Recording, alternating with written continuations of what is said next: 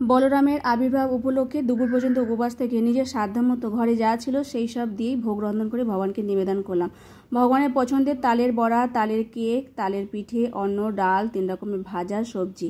রাধে রাধে বন্ধুরা, কেমন আছো সবাই? আশা করি সবাই ভালো আছো, সুস্থ আছো। তো সকালবেলা ভগবানকে দর্শন করে দিয়েছিলাম। প্রভুজি একটু পরেই বেরিয়ে পড়বে, আজকে উপোস আছে, তো সেই জন্যই সকালবেলা রান্নাবান্না তেমন ঝামেলা নেই। জব করে আগে চলে এসেছি রান্না করে। এখন বানাবো কেক। তালের কাঠটা কালকে বিকেলবেলায় বার করে আর জাল দিয়ে রেখেছিলাম, সেটা দিয়েই এখন করছি। 1 কাপ মতো দেখো এখানে তালের কাঠ নিয়েছি, আর 1.5 কাপ, যে কাপটা মেপে নিয়েছিলাম সেই কাপেরই 1.5 কাপ ময়দা নিয়েছি। চিনি নিলাম 1 কাপ, আর হাফেরও কম একটু রিফাইন তেল দিয়ে অল্প জল দিয়ে এখন ব্যাটারটাকে ভালো করে গুলে নিচ্ছি। গুলে নেওয়ার পর তারপর এর মধ্যে খাবার সোডা 1/2 চামচ আর বেকিং পাউডার 1 চামচ দিয়ে দেবো। ময়দার বদলে এখানে আটাও ইউজ করা যায়। বাজারে প্যাকেটজাত যে আটাগুলো পাওয়া যায় তা সেই দিয়েও সুন্দর কেক হয়। তো আমি ব্যাটারটা গুলে নিয়েছি। এখন দেখো 1/2 চামচ এখানে খাবার সোডা আর বেকিং পাউডার 1 চামচ দিয়ে একটু জল দিয়ে আবার ভালো করে গুলে নেব। তো ব্যাটারটাকে যত বেশি ফাটাবে তত বেশি সুন্দর হবে। চিনিগুলো আমি বড় দানাই চিনি দিয়েছি, সেটাকে গুলে গুলে একদম হয়ে যাবে। মিক্সারে গুঁড়ো করে নিলে হয়, তো আমি এরকমই দিই, আর মিক্সারে গুঁড়ো করি না। ঘরে যা উপকরণ থাকে তাই দিয়ে করি। তো এলাচের গুঁড়ো একটু দিলাম, যেহেতু এসেন্সিয়াল কোনো কিছুই নেই তাই।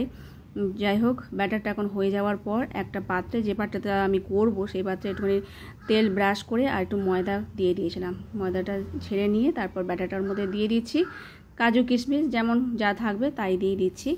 কাজু কিশমিশটাকে একটু ধুয়ে দিয়েছি, কাজুটাকে ধুয়ে এখন একটা পাত্রে, যে পাত্রটা করছি সেটার মধ্যে শুধুই বসিয়ে রাখলাম। আমি এরকম শুধুভাবেই করি, যাদের অসুবিধা হবে তারা জল দিতে পারো, বা লবণ বা বালি দিয়ে তার মধ্যে করতে পারো। 20 মিনিট পর দেখলাম যে একটু বাকি ছিল, সেটা করে নিয়ে তারপর আরও 5 মিনিট রেখে ব্যাস দেখো তুলে দিয়েছি।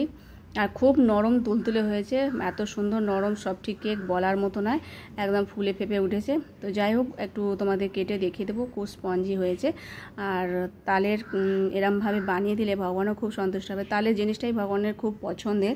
তো চলো তোমাদের একটুখানি কেটে দেখে দিচ্ছি ঠান্ডা হয়ে যাওয়ার পর। তো দেখো কত স্পঞ্জি ভাবটা এসেছে, একদম নরম, দোকানের কেক থেকে মানে হার মানিয়ে দেবে, এত সুন্দর হয়েছে ঘরে ওভেন ছাড়া কেক বানানো। আর ওদিকে অন্ন করে নেওয়া হয়েছে, ডাল করে নিয়েছি, আর এদিকে ওলের সবজি করছি, ছোলা আর আলু দিয়ে। এদিকে ঢ্যাঁড়স ভেজে নিচ্ছি, বেগুন ভাজা, আলু ভাজা সব করব, আর একটুখানি চুষি পিঠে করব তালের কাঠ এখনও ছিল। তো ওখানে 1.5 কাপ মতো আমি চালের গুঁড়ো নিয়ে নিয়েছি, আর এখানে 1 কাপ তার মধ্যে তালের কাঠটা নিয়ে ভালো করে মেখে নিয়েছি, জল আর দিইনি। কারণ চুষি পিঠে যেমনভাবে বানায় সেরকমভাবে করে নিয়েছি। কড়াতে একটুখানি ঘি দিয়ে আর এই চুষি পিঠেগুলো একটু ভেজে নেবো হালকা করে। দুধ ফুটিয়ে নিয়ে তার মধ্যে চুষি পিঠেগুলো দিয়ে দেবো, আর নাওয়ার সময় এলাচ আর একটু চিনি দিয়ে দেবো যখন চুষি পিঠেগুলো হয়ে যাবে।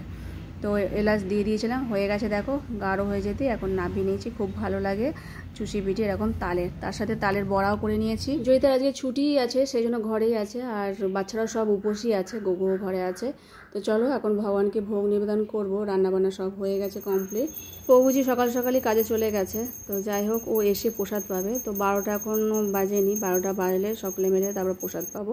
তো আমি আর প্রসাদ পাবো না বললাম, তো গোগো আর জয়িতাকে বললাম প্রসাদটা ওরা পেয়ে যায়, প্রভুজি আসলে আমি প্রসাদ পাবো। তো যাই হোক, প্রভু দর্শন করো আর ভগবানকেও দর্শন করো। তো খুব ভালোভাবেই কাটলো আজকে বলরাম জয়ন্তীটা, আর বলরাম খুশি হলে ভগবানও খুশি হবে। তো আমি একটুখানি এই তালের বড়া আর একটু তালের কেক টেস্ট করে দেখলাম, খুব সুস্বাদু হয়েছিলো। তারপর কেকটা তো খুব স্পঞ্জি হয়েছে।